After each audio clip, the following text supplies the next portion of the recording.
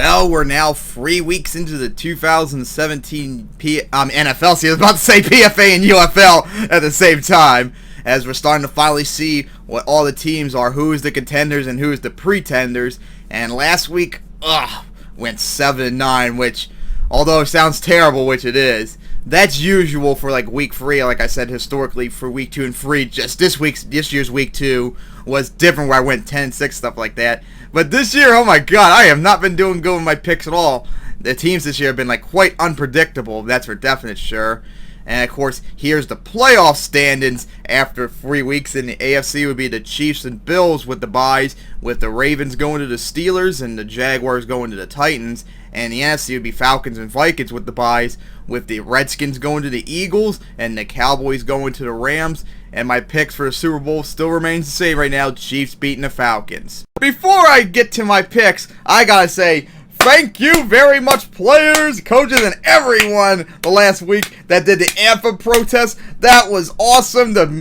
Shoved the foot of the orangutan right back in his mouth. And of course, seeing the reaction of the right over the protest was hysterical, to say the least. So let's see. All because players protested the anthem. We've had a Steelers fan burn his memorabilia and went all Christian fundamentalists on us. People canceling their Sunday ticket, and a fire chief in Pennsylvania calling Mike Tomlin a nigger, and probably a whole bunch of other things. I mean, what the fuck? This is hysterical. All for a fucking anthem protest? My god, you right-wingers are retarded as hell. Me and my fellow progressives are just eating this shit up. Here's some advice for all of you that can't handle the anthem protests. Stop being a bunch of goddamn hypocritical SJW pussies that can't handle a fucking anthem protest. You look like fucking regressive retards to sane, rational people. These are the same people that claim to hate SJWs, and yet, as always, they always act like SJWs themselves, especially over even stupider things than SJWs complain about. They have the right to protest, and their claims and concerns are 100% spot on, and you can't deny that, so that's why you act like a bunch of babies over it too. God fucking grow up, you babies. Of course, players and stuff, please keep protesting. I got to keep enjoying this. This is the most hysterical reaction I've seen in a long ass time. And I keep enjoying them conservative tears. But anyways, now that rant is over, it's time to get to my picks as we get the Thursday night game started with the Bears going to the Packers. And oh my god, this is like the 7th year in a row that these two met in Lambeau Field on a night game. Remember, Sunday night it was in 2011. Then Thursday night in 2012. Monday night in 2013. Then back-to-back Sunday nights in 2014, 2015, and now back-to-back Thursday night games from last year, and now this. What the fuck is up with this shit? I mean, this isn't like Ravens and Steelers rivalry, where at least no matter how bad they are, it's still competitive. These two are lopsided with the Packers, especially in Lambeau Field, so why on earth the NFL considers this even good, especially after 7 years in a row? I don't fucking get it. But now we get to the actual game itself. Like I said last week, I picked the Bears to beat the Steelers, and I was spot on, like I always do, as you cannot trust the Steelers at all when they play against a team on the road, especially a terrible team. They always do. Last bunch of years done that, let them win. And then the Packers, ugh. If I was you, I'd probably be a little bit concerned because, yeah, you beat the Bengals, but they really had your number. I mean, you didn't even take the lead, I don't think, until that overtime field goal for crying out loud. That's how pretty bad that was. You made the Bengals look probably somewhat solid last week. That was pretty bad. But of course, you're playing against the Bears, and in these 7 years or something like that, the Bears have only won 2 of those games, and that one was that Monday night in 2013. That was only because Aaron Rodgers was knocked out of the game and stuff. So, I mean, that was still an impressive win by the Bears against the Steelers, but going to Lambeau Field? Come on, man. I think the Packers will easily get this like they did last year. And then we get to our second London game for the first one and last one for a couple of weeks, as it's the Saints going to the Dolphins for the first time since 2009. Oh my god, can you all remember that 2009 game? That was absolutely sick. I doubt it's going to be this time around, but man, that would be nice to see a game like that again. As the Saints, what a dominant victory they gave against the Panthers last week. That was impressive, too. And the Dolphins... I told you Jay Cutler was going to fuck up, and oh boy, did he. And the Dolphins, too. It's one thing to lose the Jets, but losing 20-6, and that last score was like within like the last minute or so you barely avoid a shutout, for crying out loud. Oh my god, that is absolutely terrible and such. And of course, the Saints haven't lost to the Dolphins, I believe, since 2005. And I most certainly trust them over the Dolphins, but I wouldn't be surprised here if the Dolphins somehow get. But seeing how they were playing, how they were playing the last like 2 games and such, that comeback from behind victory against the Chargers, but then that horrible blowout against the Jets, I think the Saints are probably going to win this, but I won't be surprised, like I said, if the Dolphins somehow get it. And then we get to the Sunday 1 p.m. game, starting with the Bills going to the Falcons for the first time since 2009, as the Falcons try to go 4-0 for the first time since 2015, as it's just them and the Chiefs, the only undefeated teams left. And how about their impressive performance last week? The Bills, that was pretty impressive at the end against the Broncos last week. That was quite impressive. And then, of course, the Falcons, I predicted pretty much the entire year that they probably could get it against the Lions, except the last like week or so where I thought the Lions would get because I thought they would trust them a little bit better.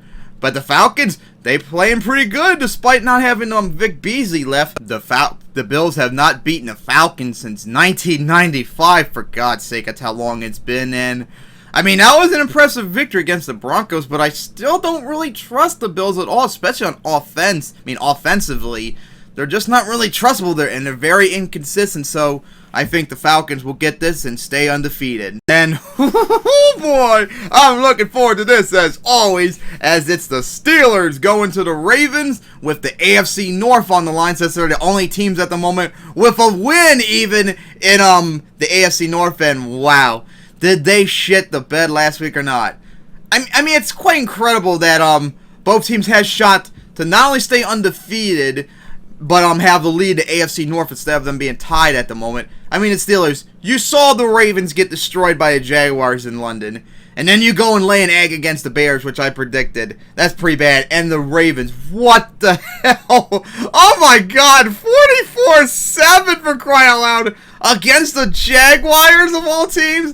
That is atrociously bad. Oh my god, that was terrible. You also blew a chance, although the Steelers didn't play it, so at least you had the more benefit of that, whereas the Steelers blew a big opportunity. But of course, now that's over with. AFC North's on the line, of course. And of course, the Steelers haven't beaten the Ravens in Baltimore since 2012. And the Ravens have been consistently good against them, even when they struggle, although they've been really close. I still think the Ravens will get it like I do every year, but I won't be surprised if the Steelers somehow get it here, because every single game, pretty much every year between these two teams, always goes right down to the wire. And it's the Bengals going to the Browns, as the Bengals try to avoid 0-4 for the first time since 2008, and the Browns try to avoid 0-4 for the second year in a row.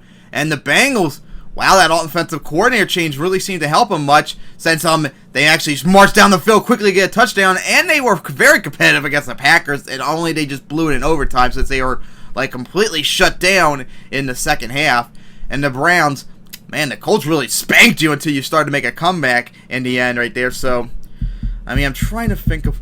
the Browns haven't beaten the Bengals in Cleveland since, I think, 2013, for crying out. The Bengals have regularly come into Cleveland and beat the shit out of them, too. Although both of them seem pretty terrible. I mean, I really don't know what to say about this one. Because, I mean, the Bengals definitely, like last week, were playing a lot better, but they've also been struggling, too. And I can't really trust the Browns here, because they've also struggled, and they have a history of losing to the Bengals when they host them, too. Oh, boy. I guess I'll probably pick the Browns, but I won't be surprised if the Bengals somehow get it. And then we get to a game that I'm sure pretty much all of us says, fuck it, it's not going to mean anything. But now it seems to be at the moment, and that's the Rams going to the Cowboys for the first time since 2013 or 2011, I believe, as they are the leaders. Well, actually, not the Cowboys, but the Rams are the leaders in the NFC West. And how about that offensive performance against the Rams last week when they played the 49ers? That was quite impressive, too. and the Cowboys. A hard-fought victory against the Cardinals, too. So this might be a lot closer than we all thought probably at the beginning of the season. But now the Rams are going to play a real opponent, too. I mean, the Colts are terrible. The Rams, even on the 49ers, although it was at their place, it was much more competitive. They're still overall terrible. Redskins are solid so far, it seems to be, but it was at home. Now they got to go on the road to a really good, like the NFC contender for the Super Bowl. So that's going to be quite a real challenge for them. And, of course, my prediction still remains the same as it did for the entire offseason, the Cowboys. And it's the Titans going to the Texans for a possible game with the AFC South on the line. As the Titans, well-fought victory against the Seahawks last week, too. That was quite impressive. And the Texans, wow, they almost pulled it off against the Patriots last week. That was pretty impressive, although that 36 points they allowed, that was a lot to allow. But then again, they allowed 29 points against the Jaguars, too, so they really got to get that defense fixed, especially since J.J. Watt hasn't gotten a single sack yet this year. Oh, my God, looks like he's been struggling since that injury coming back. So, the Titans haven't beaten the Texans in Houston since, oh my God, 2011 for crying out. That's how long it's been. And the Texans have regularly, like, spanked them pretty good and stuff like that. And I think, although I wouldn't be surprised if the Titans somehow get, I think it'll be the Texans once again. And it's the Lions going to the Vikings with the NFC North on the line in this game. As the Lions, man, that was a tough loss against the Falcons. I mean, they almost did the comeback. They were right at the 1 yard line and they just fell short. So they fought hard. They just couldn't get it off in the end. And the Vikings, wow, even with Case Keenum, they destroyed the Buccaneers. Not only did they win, they outright spanked them too. That was really impressive too. And if you remember that wild comeback finish, that overtime game the Lions had against the Vikings this week. But I think Case Keenum might be still starting this week. So, of course, we don't know anything about Sam Bradford. Of course, it's getting close to week 6 when we're going to find out very soon if Teddy Bridgewater is going to come back.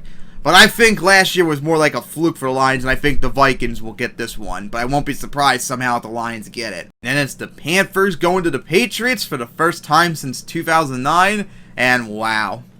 My boy Matthew was right the other day when he said the Panthers were like the worst 2-0 team. I'm surprised I didn't even fall off that myself because he was spot on. They were. Didn't really trust them. They spanked a 49ers team, which is bad. And they barely beat the Bills team. And then they got destroyed at home by the Saints, who they haven't lost since 2014 was the last time they lost to the Saints at home. And that was a blowout too. But God, that was absolutely terrible. Looks like Greg Olsen being gone for a long time really going to kill the Patriots in the end. As maybe Ron Rivera's time in Carolina's might be over soon if they don't turn it around. And the Patriots, yep, they seem to have the Super Bowl hangover this year. Unlike the Falcons so far, they're 2-1, but they got spanked. Well, not really, more like blown out by the Chiefs in the fourth quarter, and they had to go with a comeback against the Texans at home, a team you regularly embarrassed at home for crying out loud. That was pretty terrible. But of course, the Panthers obviously are definitely struggling more, and even their defense is not going to be enough to stop the Patriots probably, so I think the Patriots will easily get this one. And it's the Jaguars going to the Jets for the first time since 2015, as the Jaguars, oh my God, what an absolute destruction they did against the Ravens in London. And of course, it's really weird about the Jaguars. I don't know really what to say about them. I mean, they destroyed the Texans at their place. They destroyed the Ravens last week. But then when they host the Titans, who they regularly beat and at home, they got embarrassed. And I mean, the teams that they beat, the Texans or Ravens, are not really necessarily bad. They're still solid at least. So I don't know really what to say about them. They're like inconsistent. I'm starting to wonder if I cannot trust them either and stuff like that. Especially Blake Bortles. An okay performance against the Texans. Then he shit the bed against the Titans. And then he had a hell of a game. Probably his best game. One of his best games ever against the Ravens and stuff like that. So I really don't know what to say about that. And of course, that was an impressive victory by the Jets too, spanking the Dolphins like they did. But of course, you can't really trust them either, especially since they suck pretty much. I'm probably going to regret making this pick. But I think I'm going to probably pick the Jaguars since at least I know they've been impressive so far, whereas the Jets, they have not been impressive. But I won't be surprised if the Jets somehow get it. And then we get to the 4 p.m. games, starting with the 49ers going to the Cardinals, as the 49ers try to avoid 0-4 for the first time since 2010. And wow, that was an incredible Thursday night game against the Rams on last Thursday, but the 49ers just couldn't pull it out in the end. All those incredible catches Pierre Garçon made, that was incredible. And the Cardinals, they had a hard-fought game, but just couldn't keep up with the Cowboys in the end. And of course, the 49ers haven't beaten the Cardinals in University of Phoenix Stadium since 2013. And the Cardinals have been doing a pretty damn good job at spanking the 49ers when they host them too. So I think the Cardinals will probably get this one. But the 49ers have been playing kind of competitive the last 2 weeks. And the Cardinals really are struggling. So maybe, I guess I won't be surprised if the 49ers somehow keep this game competitive and somehow maybe come out with a W, but I don't really trust that fully much. And then it's the Eagles going to the Chargers for the first time since 2009, as the Eagles make their first appearance in LA since 1990, and damn, what a impressive victory that was for the Eagles against the Giants last week too. That comeback, they should have spanked them outright, and they were at the very beginning, but then they almost blew in the end too, but they managed to get it. That was an impressive victory, and the Chargers, I'm starting to wonder if Phillip Rivers is finally coming to the end of his time, because I think it was 3 interceptions or something like that he threw against the Chiefs last week. Even though it was the Chiefs defense and all, Phillip Rivers, you're supposed to be way better than that, and you fucking throw 3 picks in the game. I don't think you got a single touchdown either. I think his time's starting to finally give up here, and this game is kind of difficult to predict. I mean, the Eagles definitely are way better than Chargers, and if they continue to keep blitzing a lot and force Phillip Rivers to make all those mistakes like he did against the Chiefs last week, they can probably easily come out with a win. But the Chargers, I mean, they're inconsistent. I mean, kept up right there, made the comeback against the Broncos. They almost pulled off against the Dolphins, and of course that's that inconsistency that you can't trust them like they had last year. I think I'm picking the Eagles for this one, but I won't be surprised if the Chargers somehow get it. Then it's the Giants going to the Buccaneers for the first time since 2015, as the Giants try to avoid a 0-4 for the first time since 2013. And the Giants, you actually did good against the Eagles, because remember I said I thought they were going to outright get spanked, and it was at the very beginning, but then they turned it around and almost pulled off the upset against them until they blew in the end. And Odell Beckham with that touchdown celebration. That was the most funniest shit ever. And stop complaining about you fucking puritanical pussies over such a funny touchdown celebration. And the Buccaneers, 34-17, I believe it was. I mean, it's one thing to lose to the Vikings, which I predicted you to beat the Vikings only if they started Keenum, which they did.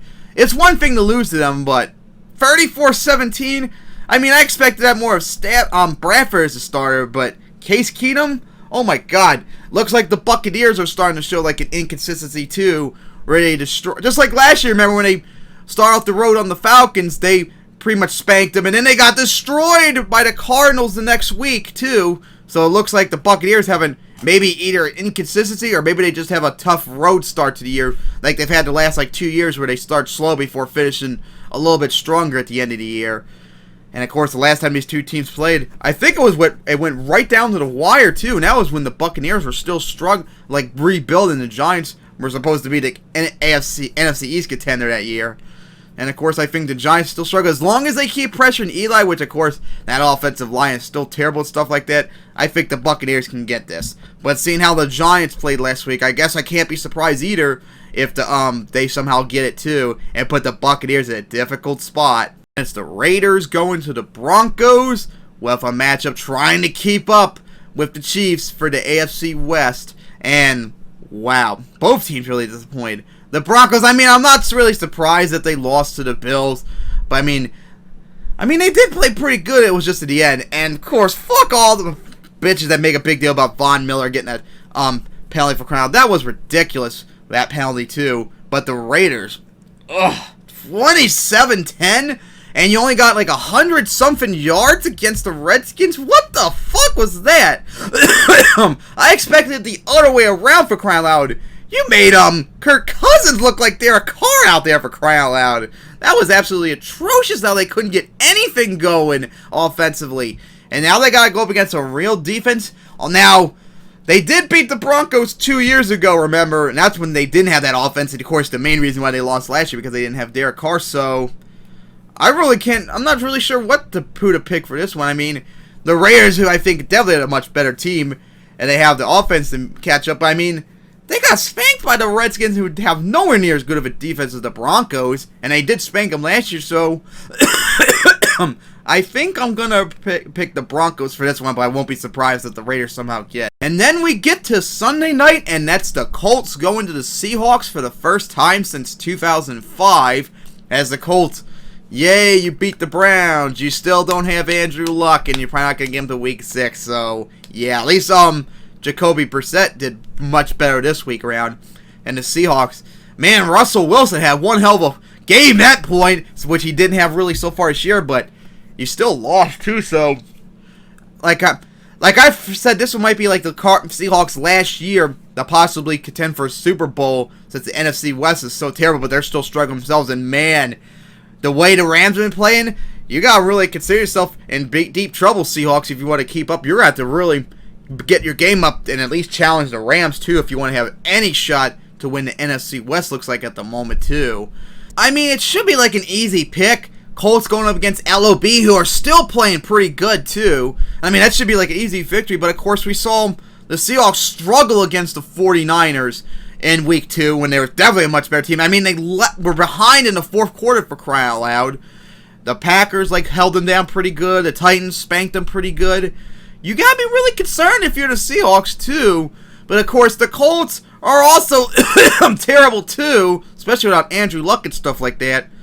But I still think the Seahawks are gonna hopefully for them at least, get this one. I don't really see how much the Colts are gonna get this unless they somehow hold down Russell Wilson, which that's gonna be a tough task to do, along with not avoid making a mistake against LOB, which I think that's a little too much of a high bar for the Colts to get. And then we get to the Monday night game, which I thought, I didn't think it was a really good idea, but now it's starting to look interesting, and that's the Redskins going to the Chiefs for the first time since 2005, as the Chiefs try to go 4-0 for the first time since 2013. And what an impressive victory the Redskins had against the Raiders last week. That was incredible. And the way the Redskins have been playing after the Eagles loss, they're starting to remind me a little bit of the Eagles too, with a lot of blitzing and still good passing stuff too. And the Chiefs, very impressive, being the only other undefeated team with the Falcons and stuff against the Chargers. And the Chiefs have not lost to the Redskins in a long time. Matter of fact, I think they've won the last 3 in a row all the way back to 2005 and stuff like that. So the Chiefs definitely have a good record against them, and they're a much better team at home too. So since the Chiefs are kind of inconsistent still, I don't really trust them. The Redskins, I really don't know what to say about them. So this game would probably go either two ways. Either maybe a Chiefs blowout, or maybe the Redskins will play like the Eagles. Because remember how the Eagles played against the Rams earlier, 2 weeks ago, where they were very competitive until the fourth quarter, where the Chiefs pulled it out in the end, and the Eagles tried to make a desperate comeback and almost kind of did, but just wasn't enough. So maybe the Redskins, maybe they can play like the Eagles and be very competitive until the very end. But either way, I think the Chiefs are probably going to get this one. So those are my picks for week 4. I can't wait for Bears at Packers tonight, along with the rest of the games too. And please God, players, keep doing an anthem protest so I can enjoy them conservative tears some more. So see you for my week 5 picks, and hopefully, my week 5 picks, and hopefully week 4 will be awesome for my